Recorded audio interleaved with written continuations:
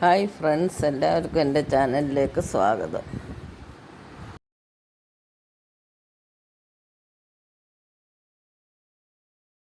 ഇതുവരെ എന്നെ സബ്സ്ക്രൈബ് ചെയ്തിട്ടുള്ള, സപ്പോർട്ട് ചെയ്തിട്ടുള്ള, ഇനി ചെയ്യാനുള്ളവർക്കും വേണ്ടി വളരെ നന്ദി അറിയിക്കുന്നു. തുടർന്ന് എൻ്റെ വീഡിയോസിന് നല്ല സപ്പോർട്ട് തരുമെന്ന് പ്രതീക്ഷിച്ചുകൊണ്ട് അടുത്ത ഒരു വെറൈറ്റി ആയിട്ടാണ് ഞാൻ ഇന്നിവിടെ എത്തിയിരിക്കുന്നത്. നല്ലൊരു അച്ചാറാണിത്, കണ്ടില്ലേ? നിങ്ങളാരും തന്നെ ഇത് കഴിച്ച് കാണത്തില്ല. ഇങ്ങനെ പുതിയ പുതിയ വെറൈറ്റികളെല്ലാം ഞാൻ എൻ്റെ ചാനലിൽ കൂടെ ഇടുന്നതായിരിക്കും. എല്ലാവരും സപ്പോർട്ട് ചെയ്യുക, കമൻറ്റുകൾ അറിയിക്കുക. ഇതിനു വേണ്ടി എടുത്തിട്ടുള്ളത് ഉലുവ, കടുക്, ഉപ്പ്, കായം, മുളക് പൊടി, നല്ലെണ്ണ.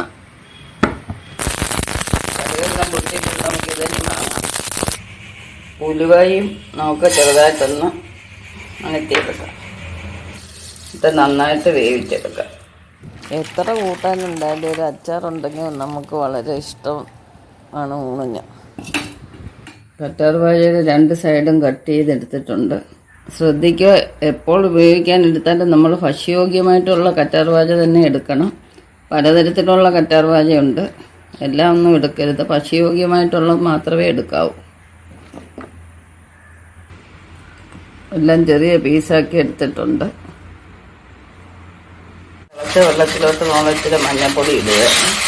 കറയൊക്കെ പോകാൻ വേണ്ടിയാണ് ഇങ്ങനെ ചെയ്യുന്നത്. വെന്ത് പോകരുത്. ഇഞ്ചിയും വെളുത്തുള്ളിയും ഒരു ഫ്ലേവറിന് വേണ്ടി മാത്രമേ ഉപയോഗിക്കാവൂ. കാരണം കറ്റാർ വാഴയുടെ നമ്മൾ എന്ത് സാധനം എടുക്കുന്നോ അതിൻ്റെ ഫ്ലേവറാണ് മുമ്പ് ഇരിക്കേണ്ടത്. അതുപോലെ എപ്പോഴും അച്ചാറിന് നല്ലെണ്ണയാണ് ഉപയോഗിക്കുക. മുളകൊക്കെ അവരവരുടെ ആവശ്യത്തിന് എരിവിനനുസരിച്ചിട്ടാണ്. ഇനി വെന്ത് വെച്ച കറ്റാർ വാഴ ഉലുവ ഇട്ട് കൊടുക്കാം. ഇനി നമ്മളിവിടെ പുളിവെള്ളമാണ് ഉപയോഗിക്കുന്നത്. വിനാഗിരിയും ചേർക്കാവുന്നതാണ്. വിനാഗിരി ആകുമ്പോൾ കുറേ നാൾ കേടുകൂടാതിരിക്കും. ഞാനിവിടെ പുളിയാണ് ഉപയോഗിക്കുന്നത്. ആവശ്യത്തിന് ഉപ്പ് ചേർക്കാം. കായപ്പൊടി ചേർക്കാവുന്നതാണ്. കടുക് ചേർച്ചത് ഇട്ട് കൊടുക്കാം. നമ്മുടെ സ്വാദിഷ്ടമായിട്ടുള്ള കറ്റാർ വാഴ അച്ചാർ റെഡി.